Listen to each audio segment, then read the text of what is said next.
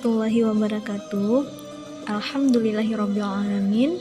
Puji syukur kita ucapkan kepada Allah Subhanahu wa taala dan selawat untuk junjungan kita yakni Nabi Muhammad sallallahu alaihi wasallam dengan mengucapkan Allahumma shalli ala Muhammad wa ala ali Muhammad. Baiklah, dalam kesempatan kali ini kita akan membahas materi bab 4, yaitu tentang nikmatnya mencari ilmu dan indahnya berbagi pengetahuan. Agama Islam memandang bahwa ilmu pengetahuan adalah hal yang sangat penting. Orang-orang yang memiliki ilmu pengetahuan, Allah Subhanahu wa taala menjanjikan dengan derajat yang tinggi di sisinya. Rasulullah Shallallahu alaihi wasallam pun menganjurkan setiap umat Islam agar menuntut ilmu setinggi-tingginya. Rasulullah menyatakan bahwa orang-orang yang menuntut ilmu sama besar pahalanya dengan orang yang berjihad di jalan Allah. Ilmu adalah cahaya kehidupan. Ilmu ibarat cahaya yang menyinari dalam kegelapan yang menunjukkan arah menuju jalan yang ditempuh.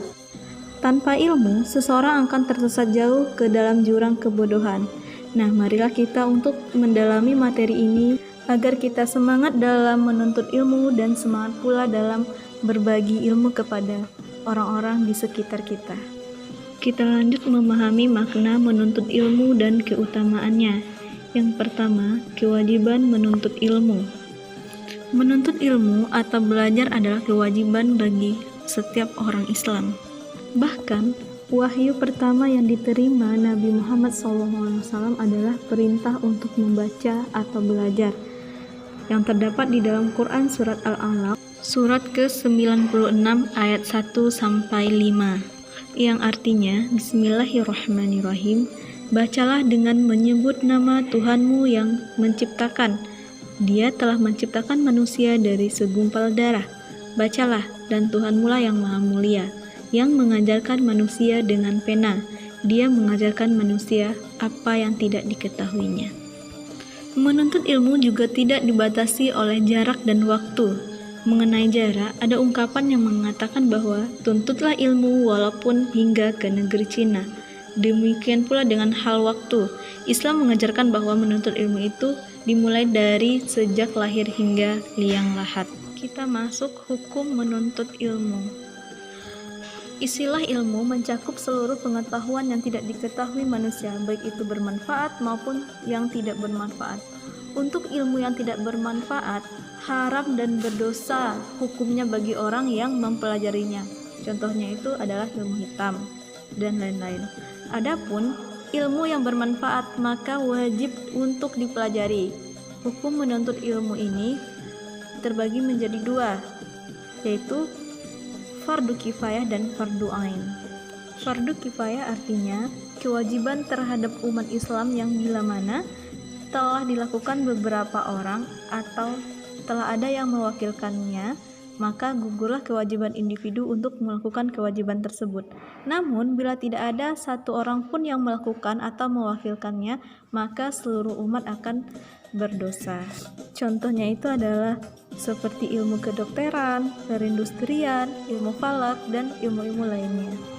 Sedangkan fardu ain adalah kewajiban perorangan yang wajib dilakukan oleh setiap muslim dan tidak dapat diwakilkan. Kewajiban ini diberikan kepada seorang muslim apabila telah melakukan syarat yang telah ditentukan, seperti berakal dan balik. Contoh ilmu yang termasuk kepada fardu ain ini adalah seperti ilmu agama. Nah, seperti mengenal Allah Subhanahu wa taala dengan segala sifatnya, seperti ilmu tentang tata cara beribadah dan lain sebagainya. Selanjutnya kita akan memahami dalil menuntut ilmu. Yang pertama, memahami Quran Surat At-Taubah, Surat 9 ayat 122, yang artinya, dan tidak sepatutnya orang-orang mukmin itu semuanya pergi ke medan perang. Mengapa sebagian dari setiap golongan di antara mereka tidak pergi untuk memperdalamkan pengetahuan agama mereka dan untuk memberi peringatan kepada kaumnya apabila mereka telah kembali agar mereka dapat menjaga dirinya. Maksud dari ayat ini adalah bahwa Allah Subhanahu wa taala menjelaskan tidak wajib semuanya untuk ikut berperang. Harusnya sebagian ikut berperang dan sebagian lagi pergi untuk menuntut ilmu dan mendalami ilmu agama supaya yang ikut berperang juga mendapat ilmu dari teman-temannya yang mendalami ilmu agama. Selanjutnya hadis Rasulullah SAW yang berbunyi, talabul ilmi fardhatun ala kulli muslimin, artinya menuntut ilmu itu wajib atas setiap muslim. Hadis riwayat Ibnu Majah nomor 224. Umat Islam yang bersungguh-sungguh dalam menuntut ilmu, selain diberikan kesuksesan oleh Allah Subhanahu wa taala, Allah juga akan memberikan keutamaan yang mulia. Seperti yang pertama, diberikan derajat yang tinggi oleh Allah Subhanahu wa taala yang dijelaskan di dalam Quran surah Al-Mujadilah ayat 11 yang artinya, dan Allah akan meninggikan orang-orang yang beriman di antara kamu dan orang-orang yang berilmu pengetahuan beberapa derajat, dan Allah Maha mengetahui apa yang kamu kerjakan. Yang kedua, Allah memberi kemudahan masuk surga, seperti sabda Rasulullah SAW yang artinya, dari Abu Hurairah, Rasulullah SAW bersabda, barang siapa berjalan untuk menuntut ilmu, maka Allah mudahkan baginya jalan ke surga. Hadis riwayat Muslim. Selanjutnya, terbebas dari kebinasaan, seperti hadis Rasulullah SAW yang artinya, dari Hasan, Abu Darda berkata, jadilah kamu orang yang pandai mengajarkan ilmu dan pelajar, orang yang menuntut ilmu atau pendengar ilmu atau pecinta ilmu. Dan janganlah kamu menjadi orang yang kelima, yaitu orang yang tidak mau mengajarkan ilmu, tidak mau belajar, tidak mau mendengarkan ilmu, dan tidak mau mencintai ilmu, maka kamu akan menjadi orang yang binasa. Selanjutnya merupakan sedekah yang paling utama, seperti hadis Rasulullah SAW yang artinya, dari Abu Hurairah bahwa Rasulullah SAW bersabda, sedekah yang paling utama adalah jika seorang muslim mempelajari ilmu dan mengajarkannya kepada saudara sesama muslim. Hadis riwayat Ibnu Majah. Selanjutnya, memperoleh kebahagiaan dunia akhirat. Imam Syafi'i berkata yang artinya, barang siapa menginginkan kebahagiaan dunia, maka wajiblah ia memiliki ilmunya. Dan barang siapa yang menginginkan kebahagiaan akhirat, maka wajiblah ia memiliki ilmunya. Dan barang siapa yang menginginkan kebahagiaan keduanya, maka wajiblah ia memiliki ilmu kedua-duanya pula. Nah, itulah keutamaan bagi orang yang menuntut ilmu. Banyak lagi keutamaan-keutamaan yang lain. Selanjutnya, kita akan membahas tentang semangat menyampaikan ilmu. Umat Islam dilarang mempunyai sifat kikir. Harusnya ilmu itu disampaikan dan dibagikan kepada orang lain agar kita mendapatkan manfaatnya. Yang dijelaskan oleh Rasulullah SAW bahwasanya ada 3 amalan yang pahalanya tidak terputus meski orang tersebut telah meninggal dunia. Salah satu amalannya adalah menyampaikan ilmu yang bermanfaat kepada orang lain. Menyampaikan ilmu dapat dilakukan dengan cara lisan seperti presentasi, ceramah, khutbah, pidato, atau tabligh akbar.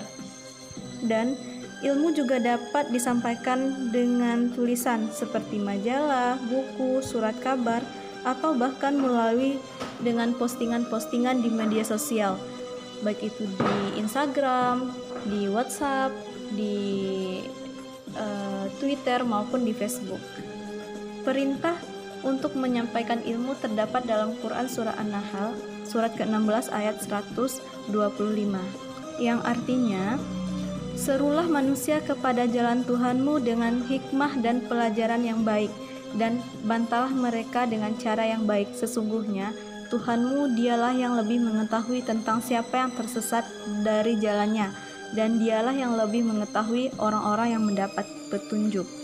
Di dalam hadis Rasulullah SAW pun menjelaskan bahwa barang siapa di antara kamu yang melihat kemungkaran, hendaklah mengubahnya dengan tangannya atau kekuasaannya. Apabila tidak mampu dengan cara ini, maka hendaklah menggunakan lisannya. Apabila dengan cara ini tidak mampu juga, maka hendaklah dengan hatinya. Demikian itu adalah termasuk selemah-lemahnya iman.